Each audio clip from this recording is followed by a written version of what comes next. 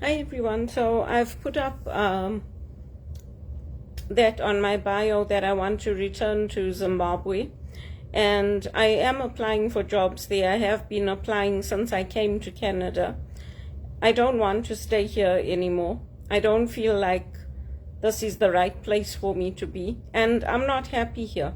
You can have everything in life, but if you don't have support and you don't have love, what's the point in staying? I don't want to stay here because every company I work at, they use me. I do a good job. I am a top performer. I'm a rock star. And when the cuts come, they lay me off. And my payments get delayed. My credit score gets affected. I'm the one that lands up broke. Meanwhile, other people are going around buying sports cars, getting jobs in America, getting jobs paying over $120,000 a year, and I don't get the support. I have volunteered for the NDP. I have volunteered for the Conservatives. I volunteered for the Liberals, and I have nothing to my name. If I wasn't getting help and support from the family and friends while working part-time in minimum wage jobs where they dead-end jobs, there's no opportunity for advancement, I wouldn't be here. I would be living on the street. And you know what? That's what it came to. Because when I had my place and I wanted to renew the mortgage, no one wanted to help me. Not even my uncles. They all refused. My mother didn't have the money to help me. And my place wasn't selling. And I landed up on welfare.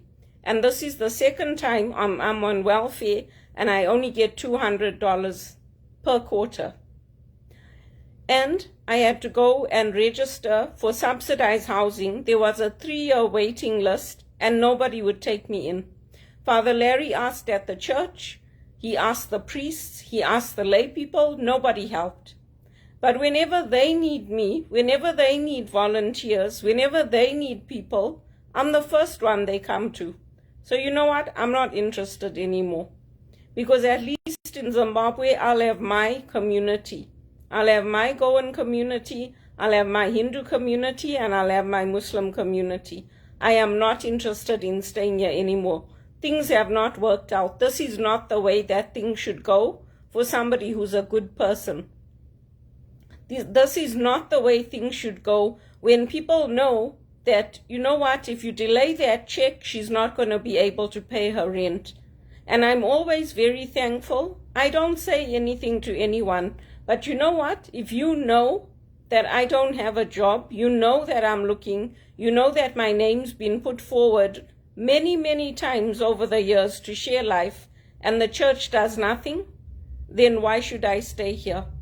And when I want to go to America, when I ask EY for help and the people that I meet, they don't help. And everybody's sick of it. Peter Maher's sick of it. Vitzi's sick of it. I'm tired of having my calls tapped and hearing someone crying on the other end. I'm tired of calls being coordinated and put through to where I'm working. I'm tired of it. At least in Zimbabwe, I'll have my freedom. You know what? There's crime everywhere. There's poverty everywhere. And I'm tired of it.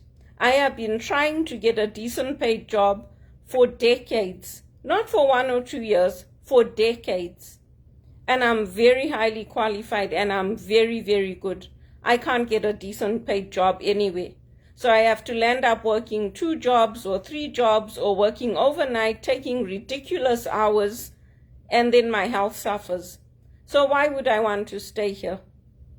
I don't.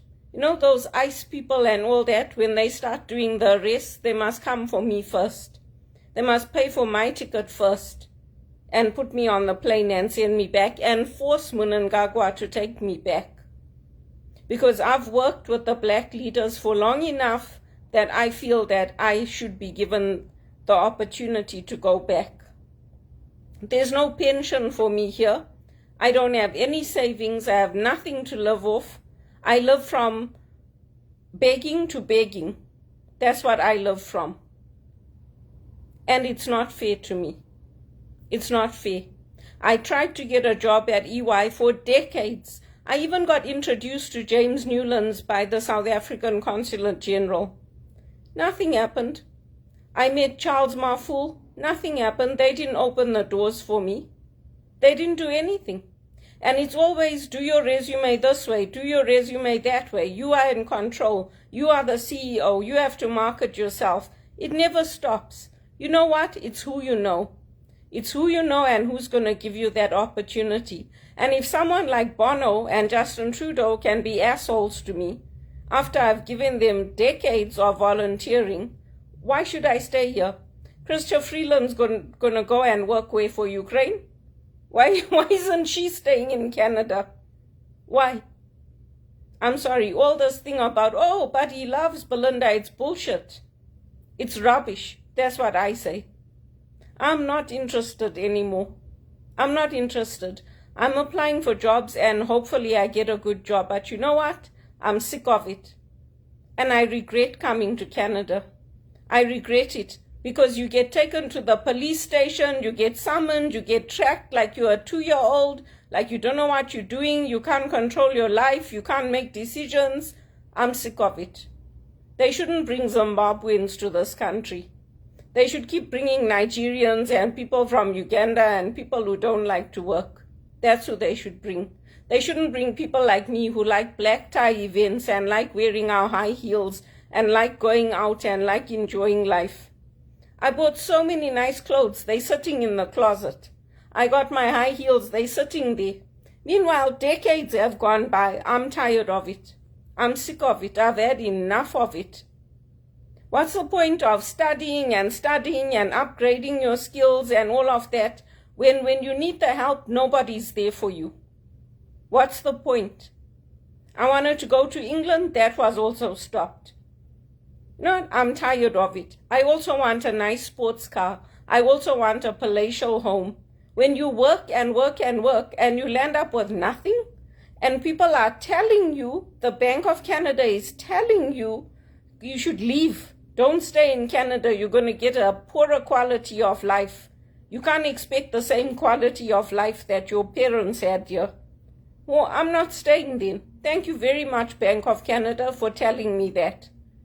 They should insist on dual citizenships and that Mnangagwa should let the Zimbabweans come home.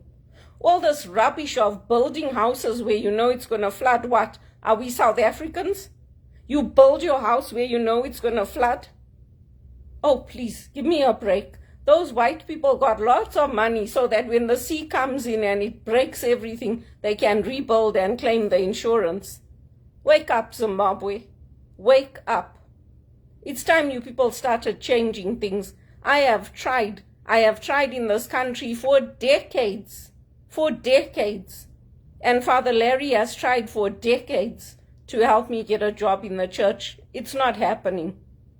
So you know what? By God's grace, I'll be going back to Zimbabwe and I will be so much happier because I'm tired of it.